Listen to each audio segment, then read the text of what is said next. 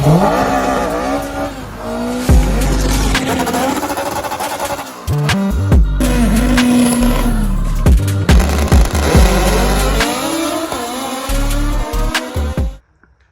up, guys? It's Eggie here. We're back in the garage, like we always are.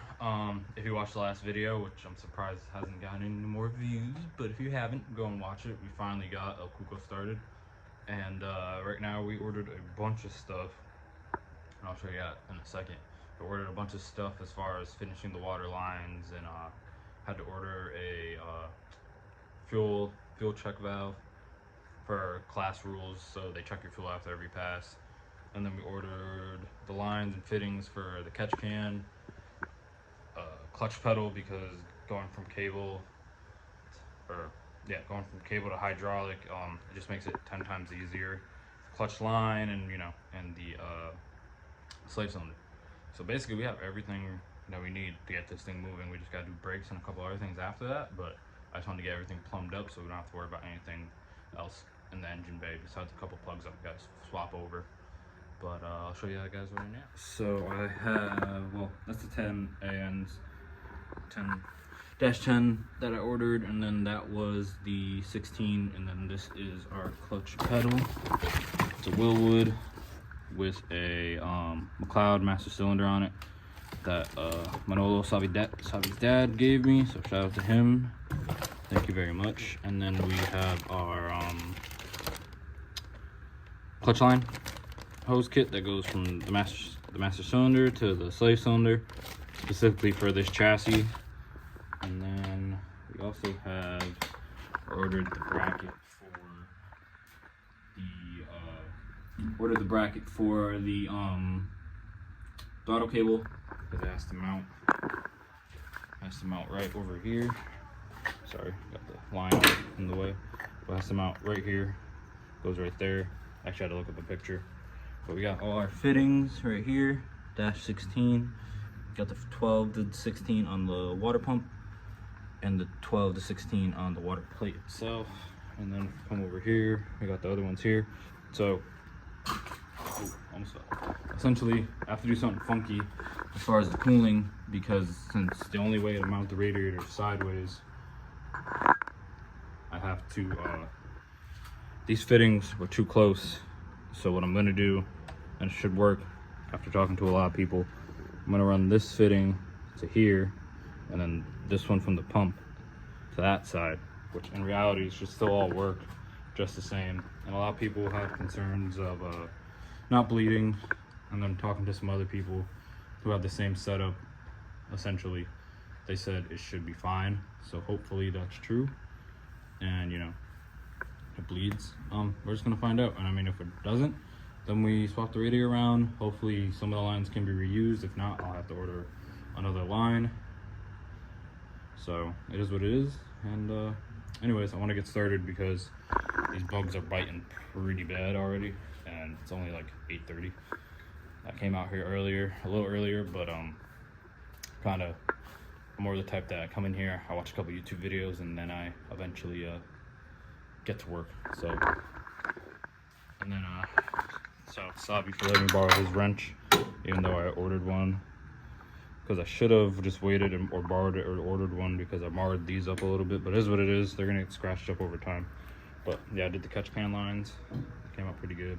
That one's pointing down to try to get it as far away from the header so it doesn't heat up. But we're gonna get started on the 16 right now, and let's get to it.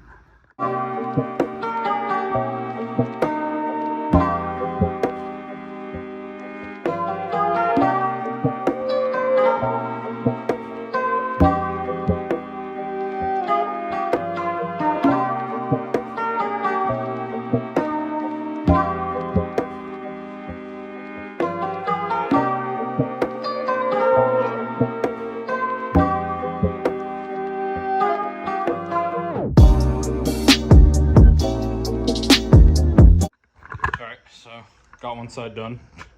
This is a workout. Like, I don't know if it's just because the bigger fittings, like the 10s weren't that bad. I think it would have been easier if I had these wrenches, but like these 16s are like a real arm workout. And so I had to put in the vise, as you saw. Like, I got as far as I could with just the 2 wrenches. I actually have to go a little tighter because I still see a little bit of space right there. But yeah, I'm gonna have to wrap them in tape too when I put them in the vise, because they got marred up a little bit right there, and I think right here too. But hopefully, I mean, you're not gonna see that when you're not really gonna see it. It's gonna be underneath something too, so hopefully you don't see it. But like I said, it's a race car, so I mean, it has to do one job, and that's go fast at the track. So hopefully it still does that. But yeah, man, these things are a workout. I'm gonna get the other side popped down, and then we'll start the other hoses, and hopefully this fits well. So you got the line done. This one has a weird kink in it a little bit. It's not like crazy. I can just feel it a little bit in there. I think it should be fine though. I had to move it over this way as far as I could, the pump. And then got the one running from this side up to the water neck, and then the one from that side to the pump. And I pointed it down so it has a nice smoother path to the pump. And hopefully that should be all good. It looks good, really all plumbed up. I'm excited. We got a couple other things that we got to do, but we're getting there. I think my goal is to hopefully, I think on October there's 13203, so hopefully make it there and be there with this thing. Hopefully making some test passes. You know, nothing crazy. We're not trying to set the world on fire. It's just about testing, tune, and getting everything done. So hopefully we get there. I'm gonna try to get inside before it gets dark, because last night, when I first started doing all the lines and stuff, a skunk decided to pay me a visit, and I prefer not to see him again, because we had some words. We exchanged some words, me and the skunk. So yeah, I prefer not to see him again. I might have chucked something in its direction to scare it, and at first he didn't really take to the thing that I chucked at him, and he kind of just stood there staring at me right there in the door because I had it open.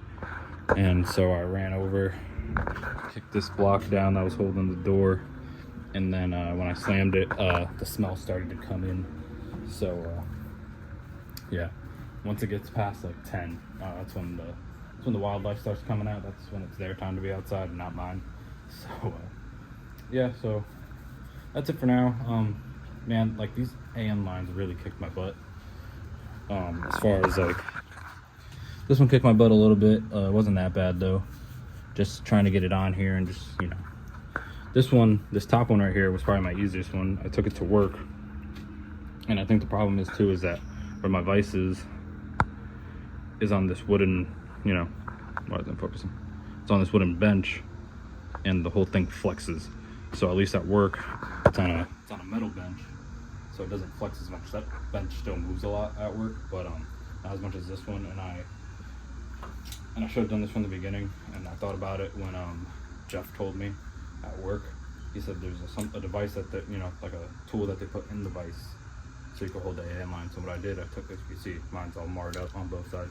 Took this, squeezed it in the vise on, you know, this part of the AN line, and then I took my wrench, the other wrench that I borrowed from Xavi, and tightened this side up, which made it 10 times better. I should have done that from the beginning, because this bottom one, the one that's running on the bottom, I think too, I pushed the hose in too far on the end, and I was trying to tighten it, and since the hose was so far, it just wasn't going to tighten to where I wanted it to, but it's tight and it shouldn't leak.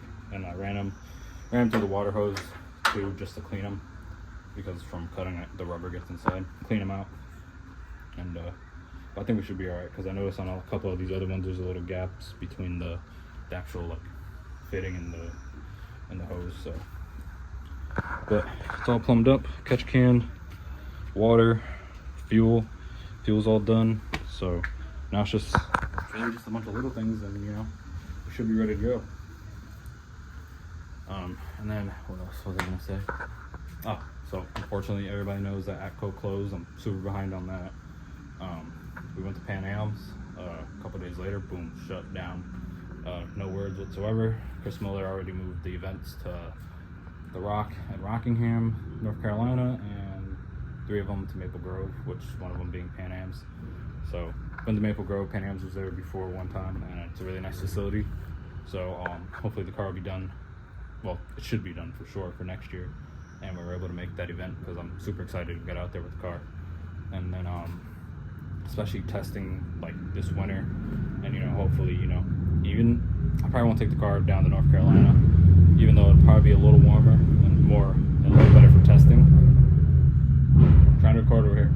Thank you. Anyways, we just had to rev it 3 times to set off the alarm. Thanks. But hopefully, you know, we'll get out to those events next year and all that stuff. You know, competing on Motor Tour. Hopefully that, you know, that continues for next year too. And hopefully I'll, you know, be mixing up with those guys and car that's just, it's different. Like, you know, it's not an EG, it's not an EK, it's a DA. You don't see them, and you know, I'm looking forward to it. Also, Javier also has to come back, and we're gonna weld this back on more at an angle like this. That's why I have the cardboard here.